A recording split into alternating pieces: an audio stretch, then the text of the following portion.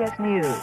Russian writer Aleksandr Solzhenitsyn has spoken out again against what he calls the repression of his country's government. This is Ann Krosman reporting on the CBS Radio Network. Russian scientist Andrei Sakharov said on Sunday that his government is stepping up its campaign against Solzhenitsyn by threatening other dissident Soviets. And now Solzhenitsyn himself has urged the Russian people to turn aside the government campaign. Murray Thompson reports.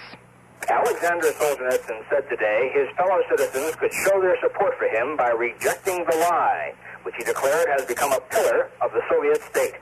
In response to a series of questions put to him by Western correspondents, the Nobel Prize author wrote, "Everyone must decisively stop cooperating with the lie where he sees it, where they force him to speak, to write, to sign, or even simply to vote or read.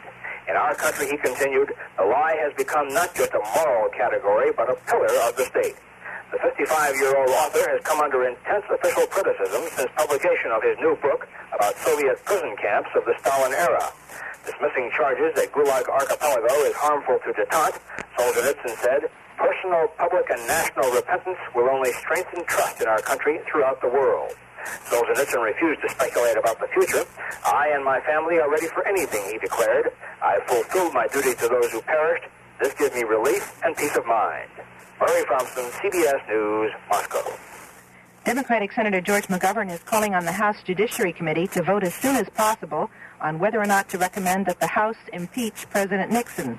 McGovern says there are several grounds for impeachment, including Mr. Nixon's controversial income tax returns and an 18-minute buzz on a presidential tape recording. McGovern says that buzz is evidence that someone doctored the tape. Republican Senator Jacob Javits of New York thinks that buzz has further weakened Americans' belief in Mr. Nixon. I think it's been the most serious blow of the president's credibility lately. Don't let's forget the confrontation between the president and John Dean, which has not yet been resolved, and other witnesses, where there are direct contradictions of fact, and the compounding factor of the tapes is that they bear exactly on those conversations, and it's very hard for the people to accept. Senator Javits also would like the House to decide quickly whether or not to impeach the president. Senate Republican leader Hugh Scott says that he has asked the president to reveal all information on Watergate. Scott says he has information that would tend to clear Mr. Nixon of any wrongdoing in the Watergate case. But Scott would not reveal that information. He appeared on the CBS News broadcast Face the Nation. Radio Peking, monitored in Tokyo, says the Chinese government will, at what they say an appropriate time, release the South Vietnamese they captured Sunday during clashes at the Paracel Islands in the South China Sea. The Saigon command says the Chinese now have possession of those islands. In New York, South Vietnam has asked United Nations Secretary General Kurt Waldheim to put the issue of the islands before the Security Council. Rebels fired more rockets into the Cambodian capital of Phnom Penh on Monday, killing 4 workers who were putting up a shelter designed to shield a building from rocket attacks. 3 other people were wounded in the attacks. More in a minute. Hello, everybody. This is Lowell Thomas. You can tune me in every day, Monday through Friday. I've been broadcasting for a long, long time, and it seems to me that anyone who listens regularly to the CBS Radio Network is sure to keep up to the minute. That's because of CBS News right on the hour, special reports, net alert when the news breaks suddenly. So long for now. Remember, it's a good idea to keep tuned to the CBS Radio Network. All around us, the world bombards its urgencies. At times, it seems it's all too fast that we're trapped in an open field without haven anywhere. Are we alone? No.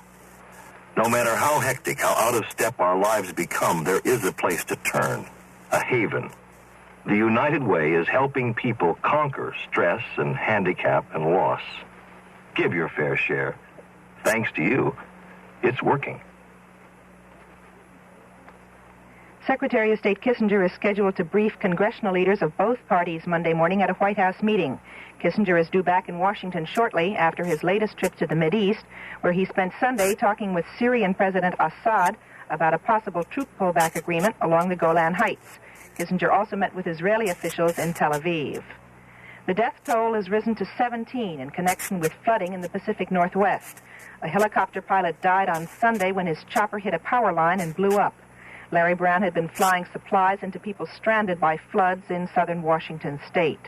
Week-long rain and melting snow have caused damage estimated at more than $100 million in Washington, Oregon, and California, as well as parts of Idaho and Montana. The president of the National Association of Home Builders says that housing production is going down so much the Nixon administration should change its policy on federal housing.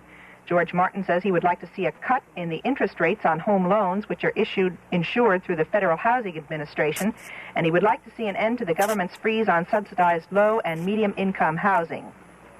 Hundreds of angry soccer fans in the Italian town of Catanzaro chased a referee around the stadium on Sunday and through the streets of the town, finally surrounding a house where he was hiding.